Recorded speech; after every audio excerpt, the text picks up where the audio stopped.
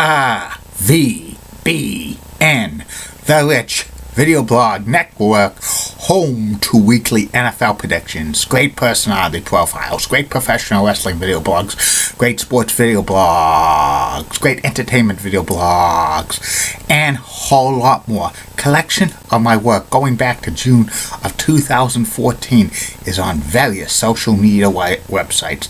RVBN, the only video blog on the internet that matters. Time now is 8:16 in the evening on Thursday, March 2nd, 2017. Good evening, Facebook, YouTube, Twitter, and Google+. This is Rich again, back for your third and final video blog of the night. It's a chilly one out there, down to the 30s, and it's going to be 20 tomorrow. It's going to be 20 overnight, and tomorrow supposed to be about 35 to 40, but another cold front at night is going to spark some snow showers or snow squalls. Some places might get a coating to an inch, but no significant snowfall is expected. But Saturday could be record low high temperatures in Boston. They're predicting 21 degrees as a high temperature for Boston, and it's March 4th. It's not good, but it's just a one-day stand. Cold waves do not last very long in March, especially when there's no deep snow cover. Plus the sun is higher and the days are getting longer. Some news to report on the RVBN News. Why ABC has announced it's going to revive the Battle of the Network Stars this summer. This is pretty good because in the past couple of summers, ABC has revived a lot of classic TV shows, such as Celebrity Family Feud, To Tell the Truth, $100,000 Pyramid, and Match Game. They were big hits. And also they're going to be reviving The Gong Show soon, and Battle of the Network Stars. I wonder if they'll have all 5 networks on there, and who's going to host it. It's probably going to be lower level celebrities, but it could be a hit. I wonder who's going to host it. And also, there's been casting calls out for the return of Fear Factor, a reality game show that was on NBC in the 2000s. They revived it for a 10-episode run a few years ago, and they're sending out casting calls. I assuming that NBC is going to revive it sometime in the near future. Joe Rogan hosted twice before, probably host it again. And that's about it on news from the RVBN Newswire. Be back in a flash with my third and final video blog of the night. The house show card from Madison Square Garden for the WWE on September 22nd, 1986. Coming tomorrow on the RVBN video blogs. First video blog will be my personality profile. Tomorrow's personality profile will be about Delia, the radio host. Second video blog of the day will be about the new digital over-the-air television network, Charge.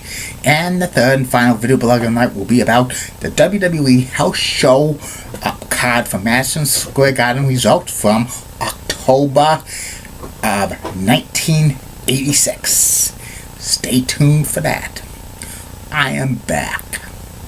My third and final video blog subject of the night is about the WWE house show card results from the world's most famous arena, Madison Square Garden, on September 22nd, 1986. The main event was a 6-man tag. It was King Kong Bundy, Big John Studd, and Bobby the Brain Heenan facing off against the machines. The Big Machine, the Super Machine, and the Hulk Machine, plus other matches on the card. It was televised on the MSG network in the New York City area, and calling it was Gorilla Monsoon and His Lordship Alfred Hayes. And here's the matches.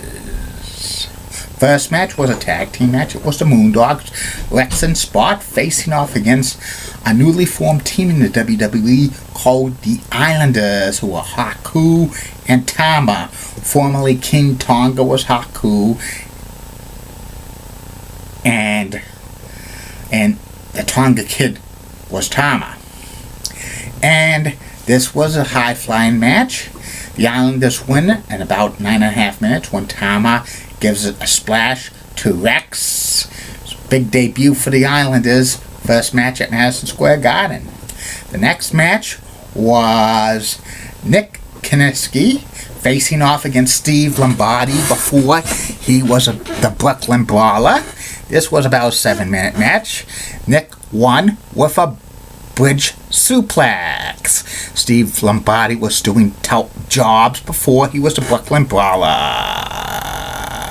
He did the JOB at the MSG. The next match was Billy Jack Haynes, or what Bobby the Brain Heenan would call Billy Jerk, facing off against Cowboy Bob Orton, the Ace, with the Mouth of the South, Jimmy Hart, in his corner. Cowboy Bob Orton was substituting for Adrian Adonis, who was out with an injury. And this was a highly competitive matchup, back and forth.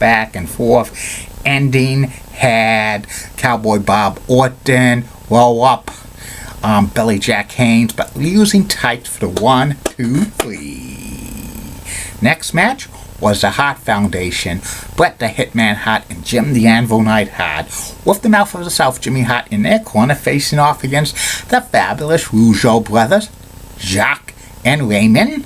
And this was the first time the Rougeau brothers were in Madison Square Garden. Jacques Rougeau later on became the Mountie. That was 4 years later. I'm the Mountie. I'm handsome. I'm brave. I'm strong. I'm the Mountie, 'cause I enforce the law. You could try to run, but you can never hide, 'cause the Mountie always gets his man. But at this time, Jacques and Raymond were just plain baby faces.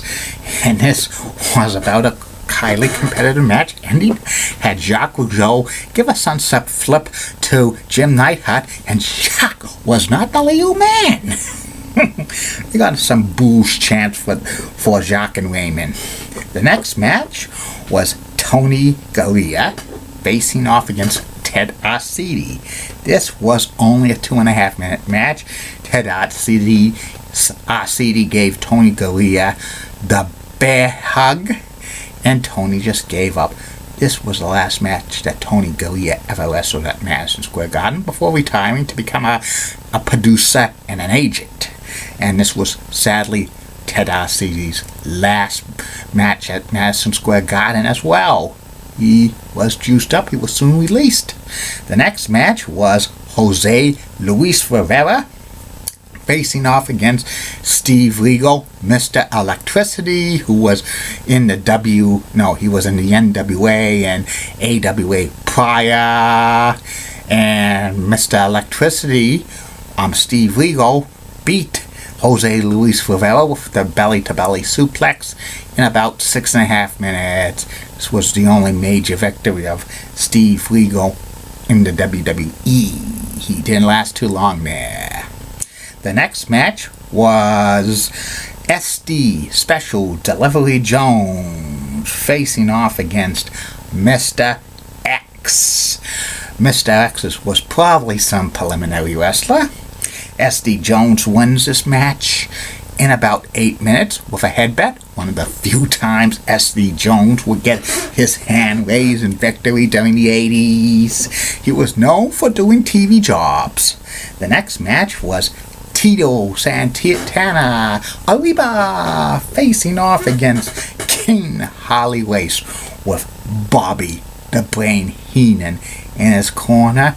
And this was a 13-minute match. Tito Santana and Harley Race had an awesome match. Ending had Bobby the Brain Heenan distract Tito Santana, and Harley Race gives Tito develop for 1, 2, 3. Afterwards, Tito gets mad. He beats Harley Race into the floor, but Harley escapes. But this was a great match. Next match was Leapin' Lanny Poffo facing off against the Wild Samoan Sika with the Wizard in his corner. The Wizard is King Curtis Iaukea. And this was, basically a squash match. Sika pins Leapin' Lanny Poffo with the Samoa drop, or what Tatanka used to use it, the Papoose to go, or at the end of the trail when he was a heel in the $1 Million Corporation. The final match, the main event, was a 6-man tag team match. It was King Kong Bundy, Big John Studd, and Bobby the Brain Heenan facing off against the Machines. The Big Machine, the Super Machine, and the Hulk Machine. The Super Machine and the Big Machine were Bill Eadie and Blackjack Mulligan, and the Hulk Machine was Hulk Hogan. And the Giant Machine was Andre the Giant, but he was not there because due to his failing health conditions. He didn't wrestle too much. And this was, an awesome match. Everybody knows, like, the Hulk Machine beating up on everybody, hulking up. And this was about an 8.5-minute match. The Hulk Machine gives Bobby the Brain Heenan the boot and pins him 1, 2, 3.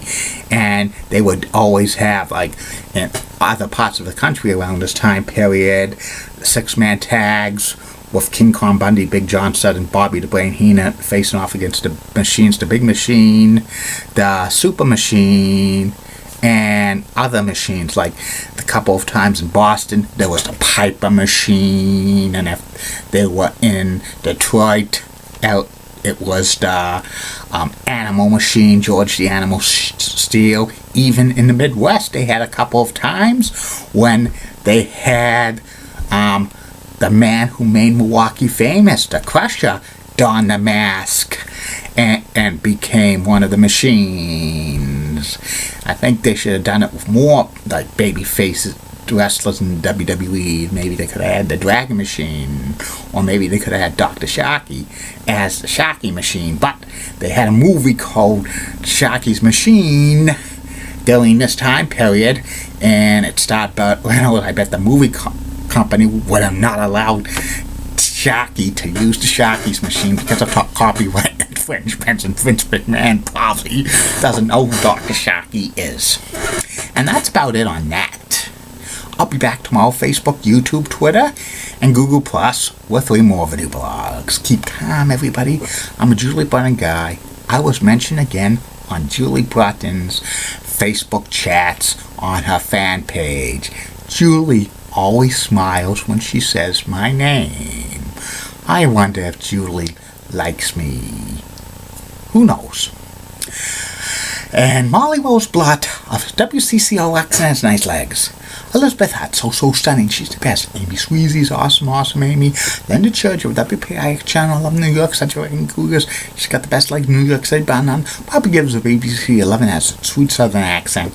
And in the words of Dr. Thomas Sharkey, former principal of BMHS, this action will not be tolerated at BMHS. Good night, everybody, and sweet dreams.